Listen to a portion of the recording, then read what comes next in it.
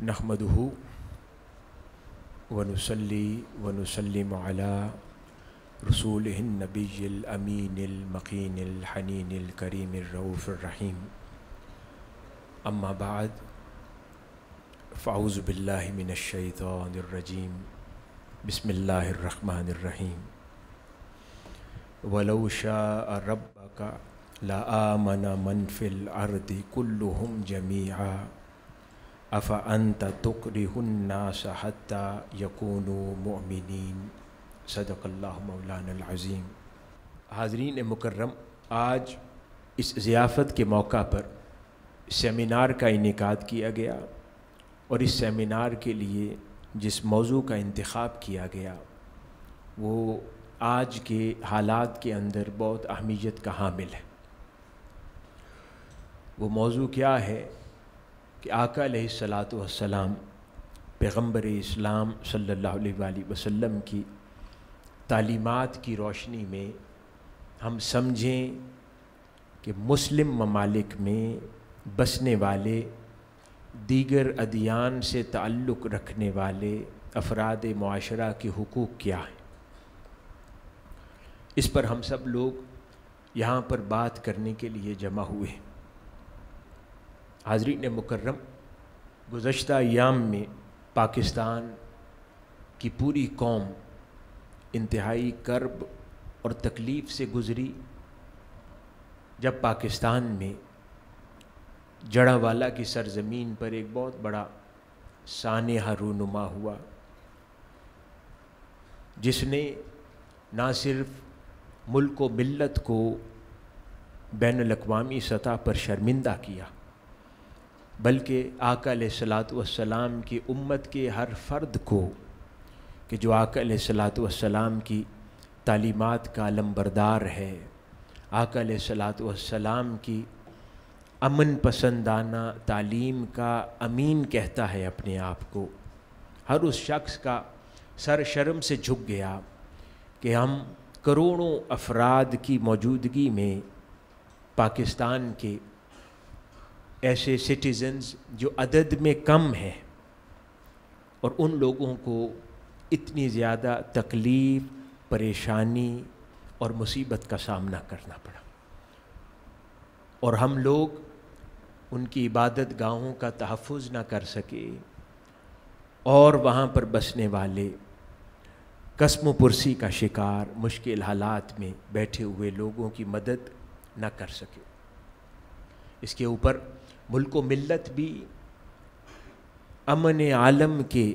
मैदान में परेशान है और उम्मत मुस्लिम के हर शख्स भी फ़िक्रमंद है। इन हालात के अंदर ऐसे सेमिनार और ऐसे मौज़ूआत के ऊपर बात करना और भी नागुज़ीर हो जाता है कि ना सिर्फ़ इसकी अहमियत को असर नौ उजागर किया जाए बल्कि इसके लिए ऐसा लाहे अमल भी तरतीब दिया जाए कि आइंदा कभी ऐसे वाक़यात रूनुमा न हो पाए। जहाँ तक पाकिस्तान के हालात का जायज़ा लें तो मसाइब व आलाम और मुश्किलात का सामना करते हुए फ़कत नॉन मुस्लिम्स ही नहीं हैं बल्कि तमाम तबक़ात मुआशरा ही अपने ताईं मुश्किलात का सामना कर रही है। कभी मसलकी बुनियादों के ऊपर दहशत गर्दी का सामना किया जाता है, कभी मसाजिद के अंदर कत्ल व गारत का बाज़ार गर्म होता है, कभी शिया सुन्नी के फसादात हो जाते हैं गिलगित बल्तिस्तान के अंदर, ना जाने कहाँ कहाँ किस तरह की मुश्किलात, कभी किसी महाज पर तकलीफ़ का सामना है। तो देखा जाए तो तबक़ात मुआशरा सभी परेशान हैं, लेकिन मैं फिर भी कहूँगा कि अगर तमाम तबक़ात मुआशरा भी परेशान हों तो मुस्लिम मेजॉरिटी कंट्री के अंदर दीगर अदियान से ताल्लुक़ रखने वाली माइनॉरिटीज़ की हिफाजत हर अमल से बढ़कर मुसलमानों पर लाजिम है जो आका अलैहिस्सलातु वस्सलाम की तालीमात पर ईमान रखता है और अपने आप को मुसलमान कहता है। मैं इस मौजू की मुनासबत से आका अलैहिस्सलातु वस्सलाम की तालीमात के हवाले से ही कुछ इरशादात गरामी आका अलैहिस्सलातु वस्सलाम के उनका ज़िक्र करूँगा। उसके बाद कुछ खुलफ़ाए राशिदीन के अदवार में کیا پریکٹس رہی کچھ اس کا ذکر کریں گے، اور اس کے بعد اس لائے عمل کی طرف بات کروں گا کہ جو حکومت پاکستان کو اور ہم سب کو مل کر اختیار کرنے کی ضرورت ہے تاکہ آئندہ ایسے واقعات رونما نہ ہوں۔ حاضرین مکرم، جو آیت کریمہ میں نے ابتدا میں تلاوت کی، اس میں اللہ رب العزت ارشاد فرما رہے ہیں قرآن مجید میں، یہ بڑا غور طلب مقام ہے، الفاظ پہ غور کیجئے۔ اللہ پاک ارشاد فرماتا ہے، اور اگر آپ کا رب چاہتا تو ضرور سب کے سب لوگ جو زمین میں آباد ہیں ایمان لے آتے، جب رب نے انہیں جبراً مومن نہیں بنایا تو کیا آپ لوگوں پر جبر کریں گے یہاں تک کہ وہ مومن ہو جائیں؟ یہ قرآن پوچھ رہا ہے اہلیان اسلام سے۔ اللہ رب العزت کا سوال ہے کہ کیا آپ لوگوں پر جبر کریں گے یہاں تک کہ وہ مومن ہو جائیں، جب کہ اللہ پاک کی منشا یہ نہ ہوئی، اور اس نے زمانے کو اس انداز میں تقسیم فرما دیا۔ تو یہ قرآن مجید کا مقام ہے جس سے تعلیمات اسلام کا مزاج کا تعین ہوتا ہے، جس سے ہم انڈرسٹینڈ کرتے ہیں کہ اللہ رب العزت ہم سے کیا تقاضا کرتا ہے، آقا علیہ الصلوۃ والسلام کی تعلیمات کیا ہیں۔ آئیے کچھ اور احادیث مبارکہ اور روایات کی طرف چلتے ہیں جس سے ہمیں کچھ اور اس مزاج کی خبر ملے اور سمجھ آئے۔ سیدنا علی المرتضیٰ رضی اللہ تعالی عنہ، ہمارے چوتھے خلیفہ راشد امیر المؤمنین، وہ فرماتے ہیں کہ رسول اللہ صلی اللہ علیہ وآلہ وسلم نے ارشاد فرمایا کہ پناہ دینے میں، پروٹیکشن اور پناہ دینے میں تمام مسلمان برابر ہیں، یعنی کہ کوئی نان مسلم کو پناہ دے، دیگر فیتھس اور ادیان سے تعلق رکھنے والے افراد کو کوئی بھی مسلمان پناہ دے،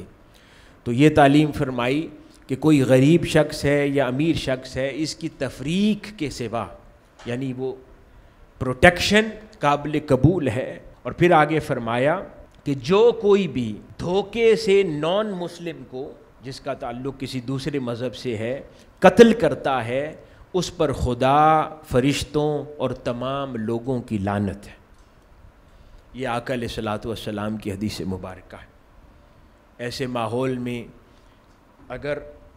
سیالکوٹ جیسے سانحات ہو جائیں پاکستان میں اور بروٹیلٹی کے ساتھ لوگوں کو قتل کیا جائے اور دیگر جگہوں پر لوگوں کی جان و مال کا تحفظ نہ ہو، تو مجھے تو پتہ نہیں ہے کہ وہ کس پیغمبر اسلام کے ماننے والے ہیں۔ کم از کم آقا علیہ الصلوۃ والسلام کے اوپر تو ایمان رکھنے والے لوگ نہیں ہیں وہ، چاہے اپنی زبانوں سے وہ نعرے آقا علیہ الصلوۃ والسلام کے اسم پاک کے ساتھ لگاتے ہوں، لیکن اگر ان کے عمل میں وہ چیز نہیں ہے جو آقا علیہ الصلوۃ والسلام کی تعلیمات ہیں، تو وہ سب کچھ ہو سکتے ہیں، آقا علیہ الصلوۃ والسلام کے پیروکار نہیں ہو سکتے۔ پھر اسی طرح ایک اور حدیث مبارکہ ہے، اس کو امام بخاری نے، ابن ماجہ نے، امام بزار نے، یہ میں نے کچھ نام لیے ہیں، ہمارے نان مسلم بھائی بیٹھے ہیں، آپ کی صرف انفارمیشن کے لیے، یہ اہلیان اسلام میں موسٹ اوتھینٹک اسکالرز اور کتب مانی جاتی ہیں۔ جب یہ کسی بات پر کلام کریں اور بات کریں تو اس کو اتھارٹی سمجھا جاتا ہے، تو میں اس لیے ان کتابوں کے نام لیے کہ یہ لوگ یہ کہہ رہے ہیں۔ اور پھر روایت کیا کہ آقا علیہ الصلوۃ والسلام نے فرمایا، جس نے کسی غیر مسلم کو، نان مسلم کو قتل کیا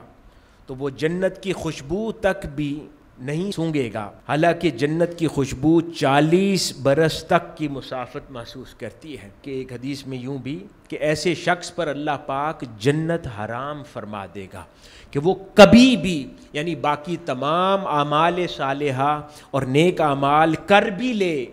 اگر کسی نان مسلم کا قاتل ہے اور اس کے ہاتھوں سے کسی نان مسلم کی جان ضائع ہوئی ہے، تو وہ تمام اعمال صالحہ کرنے کے بعد بھی کبھی جنت میں داخل نہیں ہو سکتا،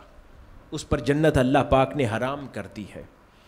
یعنی اس کو یوں سمجھیں کہ وہ تمام اعمال صالحہ، اس کے بعد وہ 20 بار، سب سے سیکرٹ جرنی اسلام کے اندر کون سا ہے؟ حج کا سفر۔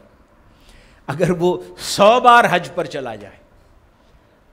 100 مرتبہ بھی حج پر چلا جائے، اس حدیث مبارکہ کی روشنی میں، اور اگر وہ کسی اس کے ہاتھ سے کسی نان مسلم کی جان گئی ہوئی ہے، اللہ پاک اس کے 100 حج کرنے پر بھی اسے جنت میں داخل نہیں فرمائے. یعنی اتنی اہمیت دی گئی ہے ان چیزوں کو اسلام کے اندر، اور حیرت ہوتی ہے ان لوگوں پر کہ وہ لوگ اس کو کیسے نظر انداز کر سکتے ہیں. اسی طرح ایک اور حدیث مبارکہ ہے، اس میں آقا علیہ الصلوۃ والسلام نے ارشاد فرمایا کہ جو مسلمان کسی نان مسلم کو ناحق قتل کرتا ہے، یعنی بے جا کسی کی جان لے لیتا ہے، اس میں بھی فرمایا کہ اللہ پاک اس پر جنت حرام فرما دے گا اور کبھی جنت میں داخل نہیں ہوگا. آئیے، یہ تو بات تھی جان کی. اب یہ جو چرچز جلائے گئے ہیں، املاک کا نقصان کیا گیا ہے، اس پر آقا علیہ الصلوۃ والسلام کیا ارشاد فرماتے ہیں. حضرت خالد بن ولید رضی اللہ تعالی عنہ آقا علیہ الصلوۃ والسلام کے زمانہ اقدس میں ون آف دا جنرلز تھے، جو مختلف افواج کو لیڈ کرتے تھے، ایکسپیڈیشنز پر جاتے تھے. ان سے آقا علیہ الصلوۃ والسلام نے جنگ خیبر کے موقع پر، غزوہ خیبر، جب مسلمانوں کی جنگ اہل یہود کے ساتھ خیبر کے مقام پر ہوئی، تو اس موقع پر جو مسلم آرمی کو لیڈ کر رہے جنرل تھے، ان کو آقا علیہ الصلوۃ والسلام نے کیا حکم ارشاد فرمایا، بڑا غور طلب ہے. آقا علیہ الصلوۃ والسلام نے فرمایا، حضرت خالد بن ولید بیان کرتے ہیں کہ مسلمانوں نے اس جنگ کے ماحول میں یہودیوں کے جانوروں کے باڑوں میں گھس گئے، ان کے جانوروں پر قبضہ جمانے کے لیے باڑے میں گھس گئے جنگ کے ماحول میں. آقا علیہ الصلوۃ والسلام کو خبر پہنچی، آپ ناراض ہوئے. اسی وقت آپ نے فرمایا کہ ان کو منادی کروا دو اور سب کو نماز کے لیے جمع کرو. تمام صحابہ کرام کو نماز کے لیے جمع کیا گیا. آقا علیہ الصلوۃ والسلام نے جماعت کروائی اور اس کے بعد ان سے خطاب فرمایا اور فرمایا، اے لوگو، تم نے یہودیوں کے جانوروں کے باڑوں میں گھسنے کی جلدی کی ہے، خبردار، سوائے حق کے غیر مسلم شہریوں کے اموال میں سے کچھ بھی لینا تم پر حلال نہیں ہے. پھر آگے فرمایا رسول اللہ صلی اللہ علیہ وسلم نے کہ غیر مسلم شہریوں کے اموال پر قبضہ کرنا یاد رکھو حرام ہے. تو آپ نے اس جنگ کے میدان سے تمام صحابہ کرام کو واپس بلا کر ان سے خطاب فرما کر تاکید کی کہ مجھے خبر مل رہی ہے کہ تم لوگ یہ کر رہے ہو، خبردار، یہ حرام ہے تمہارے لیے یہ عمل کرنا. آگے اسی موقع کے حوالے سے ایک اور طویل اور تفصیلی روایت ہے جس کے اندر آقا علیہ الصلوۃ والسلام کے اسی خطاب کے کچھ اور جز اور پہلو بھی نمایاں ہوتے ہیں. ایک اور صحابی نے روایت کیا کہ آقا علیہ الصلوۃ والسلام نے جو خطاب ارشاد فرمایا صحابہ کرام سے، اس خطاب کے الفاظ یہ تھے، کیا تم میں سے کوئی اپنی مسند پر ٹیک لگا کر یہ سمجھتا ہے کہ اللہ نے کوئی چیز حرام قرار نہیں دی مگر وہی شے جس کا ذکر فقط قرآن میں ہے؟ آگاہ ہو جاؤ، خدا کی قسم، میں نے جو تمہیں نصیحت کی ہے اور حکم دیا ہے نان مسلمز کے حوالے سے، وہ اسی طرح اہمیت کا حامل ہے جیسے قرآن میں، یا سمجھو اس سے بھی زیادہ. کہ اس طرح جلال میں آقا علیہ الصلوۃ والسلام نے خطاب فرمایا کہ کیسے تم ان نان مسلمز کے اموال کا نقصان پہنچانے کے لیے ان کے باڑوں میں گھس گئے، جبکہ وہ شے لینا تمہارا حق نہ تھا. پھر آگے تاکید فرمائی کہ بعض چیزوں سے منع کیا ہے. پھر آگے ارشاد فرمایا کہ اہل کتاب کے گھروں میں ان کی اجازت کے بغیر داخل نہ ہو، ان کی عورتوں کو کوئی نقصان نہ پہنچاؤ، ان کے پھلدار درختوں کو کوئی نقصان نہ پہنچاؤ، اور کسی بھی صورت ان کے اموال کی حفاظت کرو. اسی طرح حضرت سعید بن مسیب رضی اللہ تعالی عنہ بیان کرتے ہیں کہ سیدنا ابو بکر صدیق رضی اللہ تعالی عنہ مسلمانوں کے پہلے خلیفہ راشد، آقا علیہ الصلوۃ والسلام کے وصال مبارک کے بعد پہلے خلیفہ مقرر ہوئے، سیدنا ابو بکر صدیق رضی اللہ تعالی عنہ. آپ نے شام کے ایک جنگ اور محاذ پر ایک اور جرنیل جس کا نام یزید بن ابی سفیان تھا، اس کو روانہ فرمایا، اور اس کو روانہ فرماتے ہوئے اس کو کچھ احکامات صادر فرمائے. وہ احکامات کیا تھے؟ آپ نے فرمایا خبردار زمین میں فساد نہ مچانا، اور جو احکام تمہیں دیے گئے ہیں ان کی خلاف ورزی نہ کرنا، کھجور کے درخت ہرگز نہ کاٹنا، چوپایوں کو ہلاک نہ کرنا، پھلدار درختوں کو نہ کاٹنا، کسی نان مسلم کی عبادت گاہ کو مت گرانا، نہ ان کے بچوں کو نقصان پہنچانا، نہ ان کے بوڑھوں کو نقصان پہنچانا، نہ ان کی عورتوں کو نقصان پہنچانا. تمہیں بہت سے ایسے لوگ ملیں گے، یہ اگلا حصہ بڑی غور طلب ہے، سیدنا ابو بکر صدیق فرما رہے ہیں رضی اللہ تعالیٰ عنہ،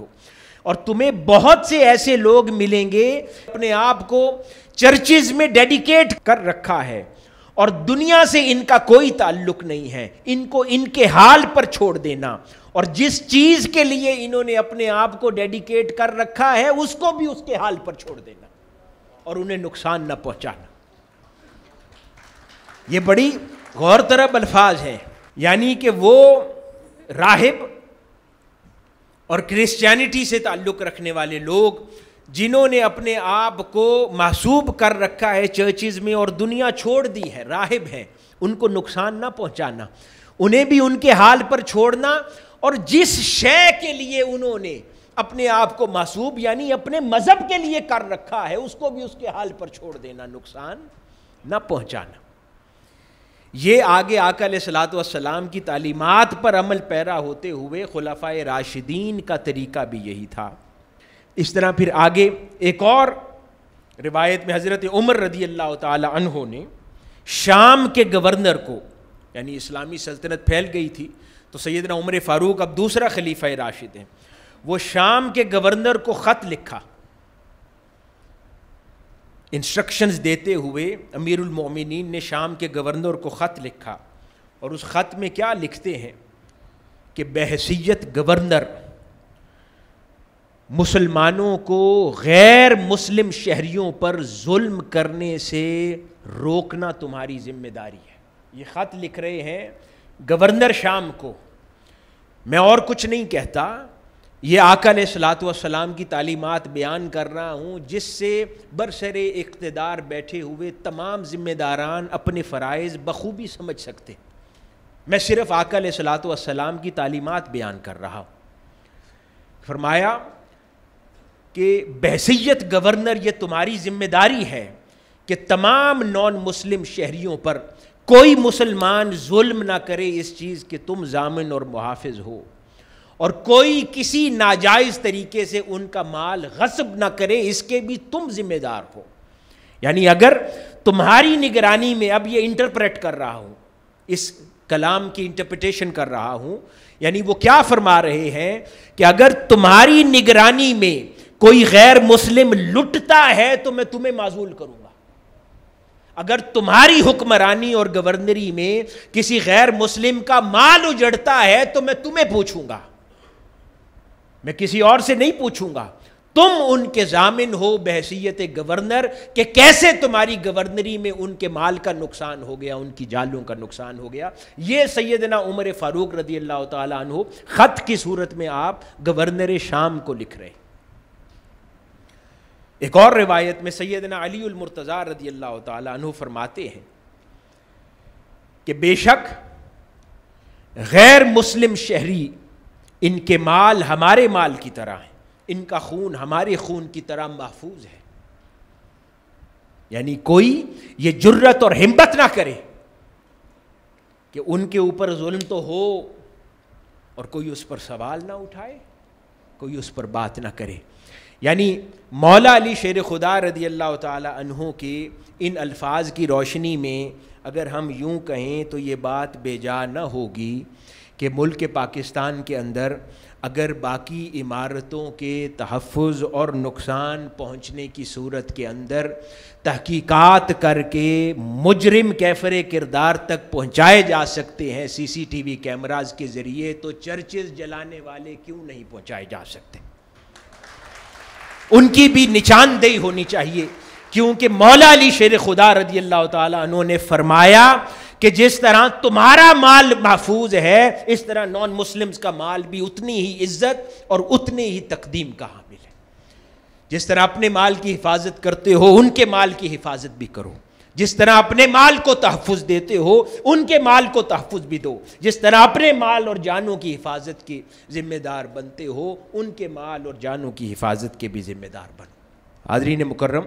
آقا علیہ الصلوۃ والسلام کی حدیث مبارکہ ایک اور مقام پر آپ نے ارشاد فرمایا کہ خبردار جس نے کسی نان مسلم پر ظلم کیا، اس کے مذہبی، سماجی، معاشی، معاشرتی، سیاسی، اقتصادی حقوق میں سے کسی حق میں بھی کمی کی، یا اسے کسی ایسے کام پر مجبور کیا جو اس سے طاقت سے باہر ہو، یا اس کی دلی رضا مندی کے بغیر جبراً کوئی چیز اس کے لیے اس سے لی، تو قیامت کے دن میں اس نان مسلم کی طرف سے اس کے حق کے لیے جھگڑا کروں گا۔ اس کی اہمیت کو سمجھنے کی ضرورت ہے کہ آقا علیہ الصلوۃ والسلام پر ایمان رکھتے ہیں ہم، یہ عقیدہ رکھتے ہیں، حضور کے پیروکار اور امتی اپنے آپ کو ہم کہیں، لیکن ہم وہ کام کریں کہ جس کے اوپر آقا علیہ الصلوۃ والسلام فرما رہے ہیں کہ قیامت والے دن میں ان کی طرف سے تم سے جھگڑوں گا۔ تو کس مسلمان کو یہ بات قبول ہے کہ آقا علیہ الصلوۃ والسلام قیامت کے روز جس سے جھگڑیں تو اس کی بخشش کا کیا ہوگا، اس کی آخرت کا کیا ہوگا، اس کے انجام کا کیا ہوگا؟ تو کون یہ جرت اور ہمت کر سکتا ہے کہ جس کے لیے حضور فرمائیں کہ میں اس کی طرف سے کھڑے ہو کے تم سے جھگڑوں گا، کہ وہ ان کے حقوق کا تحفظ اس دنیا میں نہ کرے۔ یہاں پر نجران سے آئے ہوئے وفد کی بات ہوئی، میں وہ واقعہ عرض کروں اور اس کے اندر جو آقا علیہ الصلوۃ والسلام کے کچھ اہم کلمات تھے ان کو دہرانا چاہتا ہوں۔ حضرت عبید اللہ بن ابی عمیر رضی اللہ تعالی عنہ سے روایت ہے کہ رسول اللہ صلی اللہ علیہ وسلم نے اہل نجران کے ساتھ جب مصالحت فرمائی تو ان کے لیے ایک عہد نامہ تحریر فرمایا، ایک ایگریمنٹ تحریر فرمایا، جس میں یہ درج تھا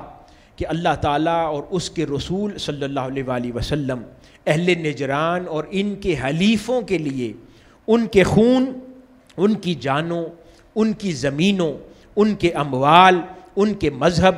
ان کے راہبوں، ان کے پادریوں اور ان کے موجود اور ان کے غیر موجود افراد، ان کے قافلوں، ان کی مذہبی ٹھکانوں کے وغیرہ کے ضامن اور ذمہ دار ہیں۔ اللہ اور اس کے رسول ان سب چیزوں کے ذمہ دار ہیں، یعنی ان تمام چیزوں کو اللہ اور اس کے رسول نے اپنی ضمانت اور حفاظت میں لیا ہے۔ جب کوئی مسلمان اگر ان کو نقصان پہنچانے کی جرت کرے گا تو ہم اس شے کو نقصان پہنچانے کی ہمت کر رہے ہیں جو شے اللہ کے رسول کی ضمانت میں پڑی ہے، ہم یعنی حضور کی ضمانت میں اس شے کو نقصان پہنچا رہے ہیں جس کی ضمانت اللہ اور اس کے رسول نے دی ہے۔ تو ہم یہ بدعہدی اور وعدہ خلافی کس کے ساتھ کر رہے ہیں؟ وہ وعدہ اللہ کے رسول نے کیا ہے ان کے ساتھ، اور اللہ اور اس کے رسول کی ضمانت انہیں میسر ہے، اور ہم ان چیزوں کا نقصان پہنچاتے ہیں اور اپنے آپ کو مسلمان کہتے ہیں۔ آگے ارشاد فرمایا کہ جس دین پر وہ ہیں اس سے ان کو نہ پھیرا جائے،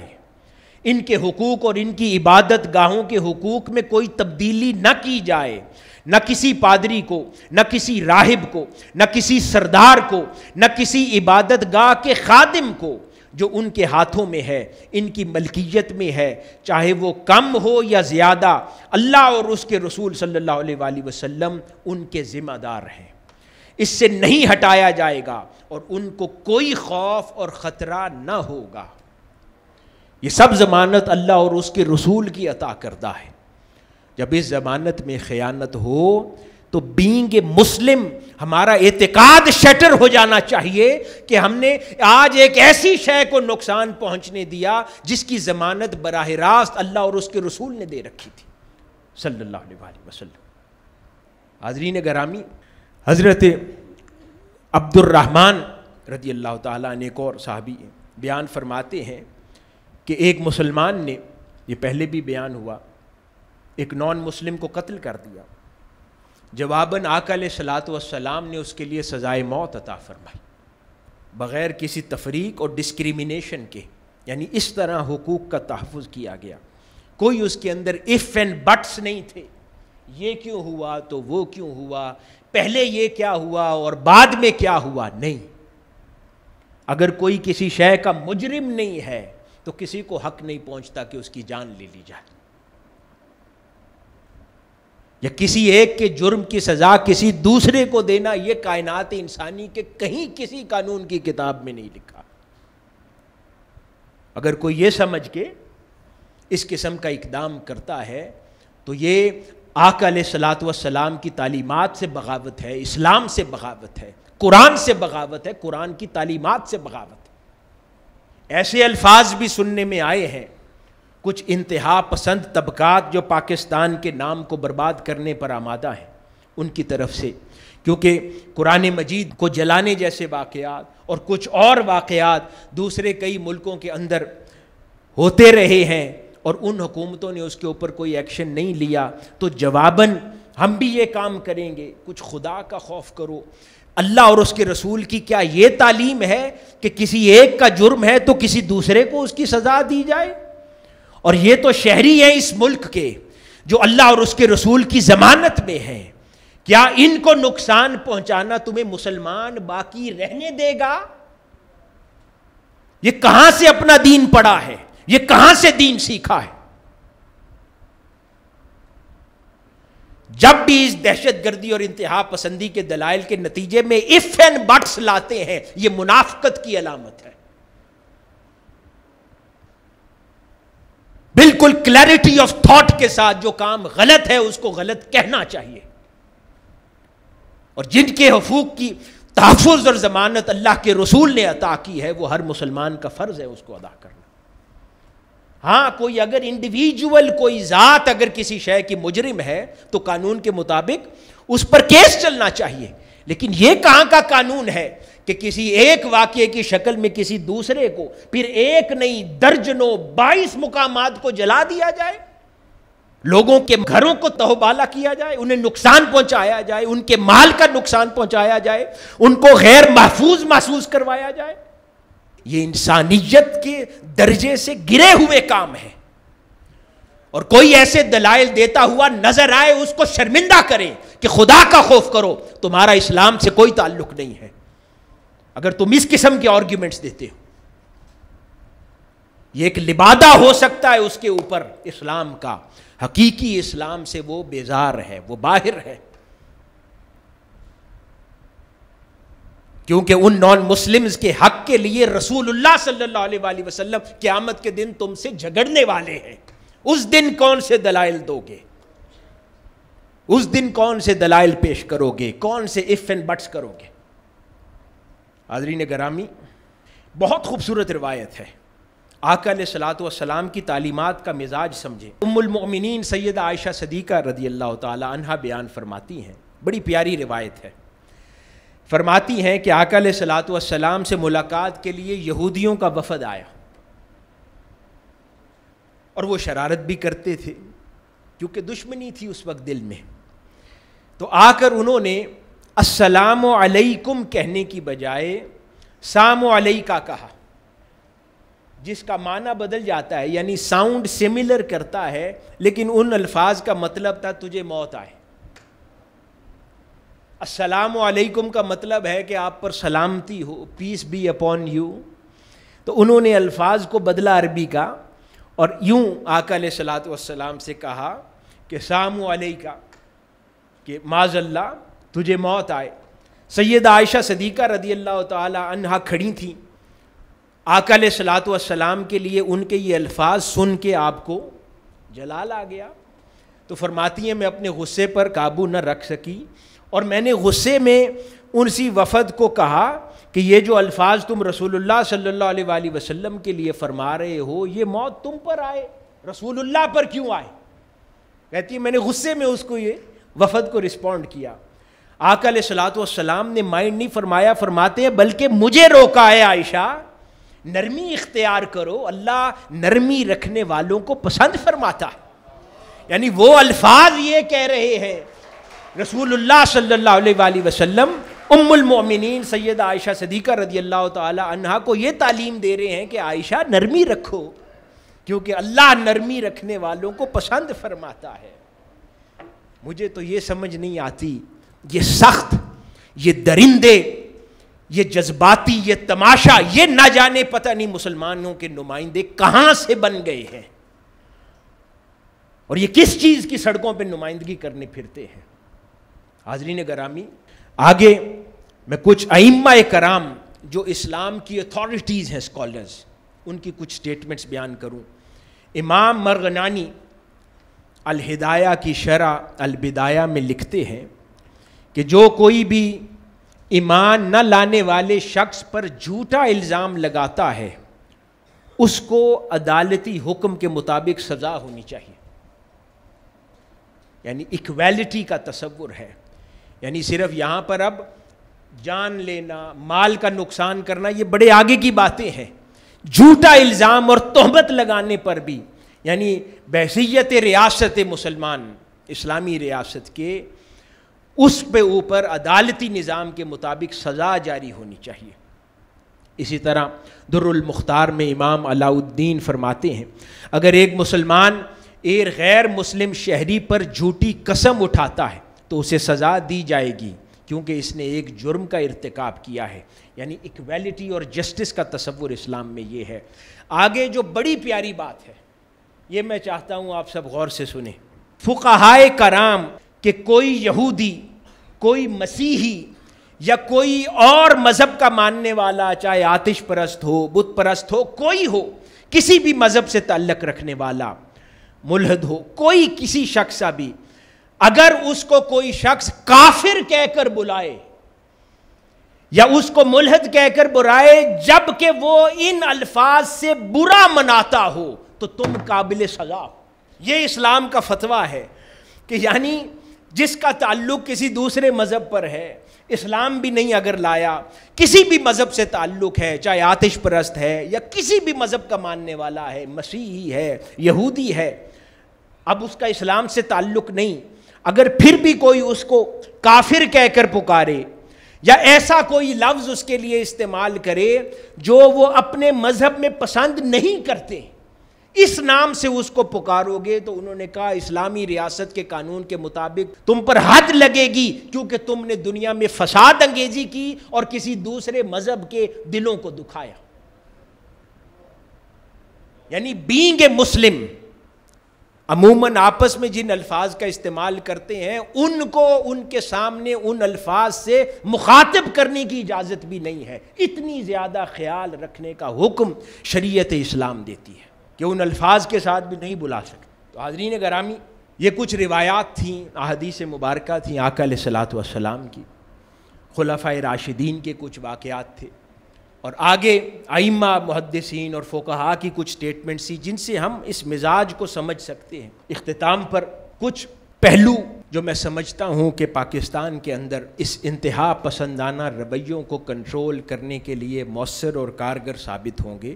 ان کی کچھ نشاندہی کرنا چاہتا ہوں آپ کی وساطت سے۔ اور میں چاہتا ہوں ہمارے جتنے بھی رہنما بیٹھے ہیں مختلف ملل اور کمیونٹیز کے، آپ لوگ بھی ان پوائنٹس اور ایجنڈاز کو آگے پروپیگیٹ کریں جہاں پر بھی میٹنگز ہوں، اور انشور کریں کہ یہ رجسٹر ہوں اور اس کے اوپر قانون سازی کی جائے تاکہ پاکستان کے اندر ایسے آئندہ ہونے والے واقعات کا کلا کما کیا جا سکے۔ حاضرین گرامی، پاکستان 2/3 نوجوانوں کا ملک ہے۔ اس سے مراد یہ ہے کہ بیشتر اسکول کالجز میں جاتے ہیں، یونیورسٹیز میں پڑھنے والے ہیں۔ اسکول کالج اور یونیورسٹیز وہ جگہ ہیں کہ جہاں پر اگر صحیح معنوں میں انسان کی شخصیت سازی اور فکر سازی کر لی جائے تو جب وہ گریجویٹ ہو کر کمیونٹی میں نکلے گا تو وہ بہت مؤثر اور بہتر شہری بن سکتا ہے۔ یعنی ایسی جگہ پر ہے کہ جہاں پر یکجا ہزاروں لاکھوں نوجوان میسر آتے ہیں، اگر وہاں پر ہی اہتمام کر لیا جائے ان کی فکری تربیت کا تو معاشرہ پرامن ہو سکتا ہے۔ اس کے لیے کیا ضروری ہے کہ اس کے لیے حکومتی سطح پر فی الفور جو نصابات ہیں، کریکولم ہیں اسکولز کے، یونیورسٹیز کے، کالجز کے، ان نصابات کے اندر تبدیلی مرتب کی جائے۔ اگر ہم چاہتے ہیں کہ پاکستان حقیقی معنوں میں ایک امن پسند ملک بنے تو اس کے لیے ضروری ہے صرف بیانات سے کام نہیں ہوگا، ایسے سیمینار سے بھی کام نہیں ہوگا. یہ چیزیں ایسے موضوعات پر روشنی ڈالنے کے لیے ایسے ایونٹس تو ضروری ہیں، لیکن یہ ٹیتھ لیس ہے. اس سے نتیجہ اخذ تب تک نہیں ہوگا جب تک قانون سازی ہو کر امپلیمنٹیشن نہیں ہوتی، اور اس کے لیے نصابات کے اندر تبدیلی ناگزیر ہے. اور اس تبدیلی سے مراد میں یہ لیتا ہوں کہ سکولز کی سطح سے ہی انٹرفیتھ ریلیشن، انٹرفیتھ ہارمنی، احترام انسانیت، احترام بین المذاہب، محبت بین المذاہب، ایسے موضوعات کو سکولز کے ادوار سے ہی ایسے رواج دے دیا جائے کہ مسلمز، نان مسلم سارے بچے شروع سے ہی ایسے موضوعات پڑھتے ہوئے جوان ہوں، تاکہ اگر کوئی متشدد ان کو کبھی مائک پہ کھڑا ہوا کسی سٹیج پر آواز بھی دے تو وہ اتنے سین ہوں، اتنے سینسیبل عوام ہو کہ ان کی کال کے اوپر وہ اس قسم کی کسی حماقت انگیز اور جاہلانہ اقدام کی طرف نہ دوڑے. تو اس کے لیے سب سے پہلے نصاب کے اندر تبدیلی اشد ضروری ہے. اس کے لیے سنگل نیشنل کریکولم کے نام پر کچھ اقدامات کیے تھے، لیکن میں سمجھتا ہوں کہ وہ اس طرح کارگر ثابت نہیں ہوئے، کیونکہ وہ ان موضوعات کی جائز اور ضروری حد تک اس کی کوریج نہیں مہیا کرتے. تو اس لیے انٹرفیتھ و ہارمنی سے متعلق ان امور کو نصاب کا حصہ بنایا جائے فی الفور بنیادوں پر. پھر تعلیمی اداروں کے اندر فروغ امن اور انسداد دہشت گردی کے لیے لازم کر دیا جائے کہ سیمینارز، کانفرنسز ہر یونیورسٹی اور کالج میں، ابھی تو آپشنل ہے نا، پورے پاکستان میں منہاج یونیورسٹی صرف یہی کرتا نظر آتی ہے، جبکہ حکومتی سطح پر اس کو لازم قرار دے دیا جائے. تیسری چیز، صرف یہ مسلمانوں کی طرف نہیں، تمام مذاہب اپنے چرچز میں، اپنے ٹیمپلز میں، اپنی درس گاہوں کے اندر بھی اسی طرح انٹرفیتھ ریلیشن کے کمیونٹی اور نوجوانوں کے ساتھ سیمینارز کریں. قائدین کو بٹھا کر بات کرنا ضروری عمل ہے، لیکن ایکچولی کمیونٹی، جیسے یہاں سیمینارز میں یہ پیچھے سارے نوجوان بیٹھے ہوئے ہیں، یہ طلباء ہے، یہ مستقبل ہے پاکستان کا، کو سن رہے ہیں اس وقت. تو تمام ان ادارہ جات کے اندر نوجوان کو اور اپنی کمیونٹی کے لوگوں کو بٹھا کر انٹرفیتھ ریلیشن، ہارمنی، احترام انسانیت اور احترام بین المذاہب سے متعلق موضوعات کے اوپر سیمینارز رکھے جائیں، تاکہ پرائیویٹ لیول کے اوپر بھی ایسی ایکٹیویٹیز کے ذریعے احترام انسانیت، محبت اور ہارمنی کو فروغ ملے. سب سے بڑا ہمارے معاشرے کا المیہ ہے تحمل، برداشت، اختلاف رائے کو احترام کرنا نہیں آتا. ان موضوعات کے اوپر بھی سیمینارز، ورک شاپس اکیڈیمیا میں، یونیورسٹی، کالج، سکولز میں اور مذہبی درس گاہوں کے اندر تمام مسلم اور غیر مسلم ان چیزوں کو بنانا ضروری ہے. مسلم درس گاہوں کے اندر اسپریچول سٹڈیز، علوم روحانیہ کو اثر نو رواج دیا جائے، کیونکہ در حقیقت اس میں وہ راز پوشیدہ ہے جو لوگوں کو امن پسند بناتا ہے، جو لوگوں کو احترام انسانیت پر آمادہ کرتا ہے اور لوگوں کو سافٹ کرتا ہے اپنی انر پرسنالٹیز کے اندر. تو تصوف کی تعلیمات کو رواج دیا جائے اثر نو، جس سے یہ مسلمانوں کے اندر ایسے رجحانات کا خاتمہ ہوگا. اسی طرح ضروری ہے کہ تمام واعظین، حکومتی سطح پر اس چیز کا انتظام کیا جائے کہ تمام مساجد،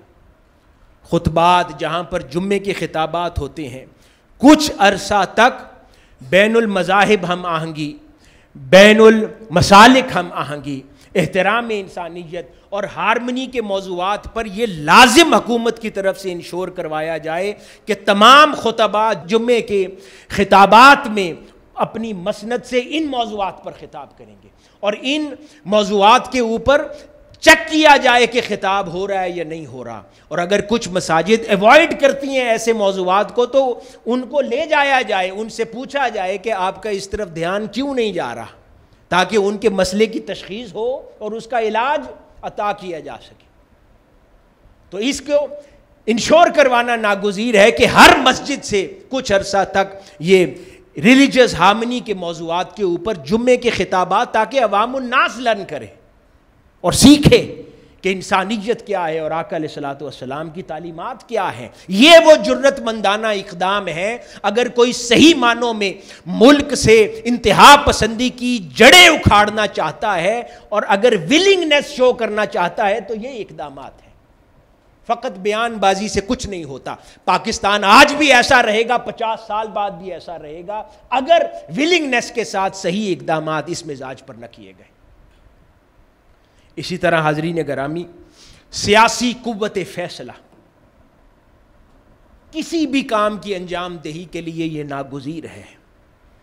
اگر قوت فیصلہ نہیں ہے تو آپ 100 سال تک بھی تباہ حال رہ سکتے ہیں, اور اگر قوت فیصلہ ہے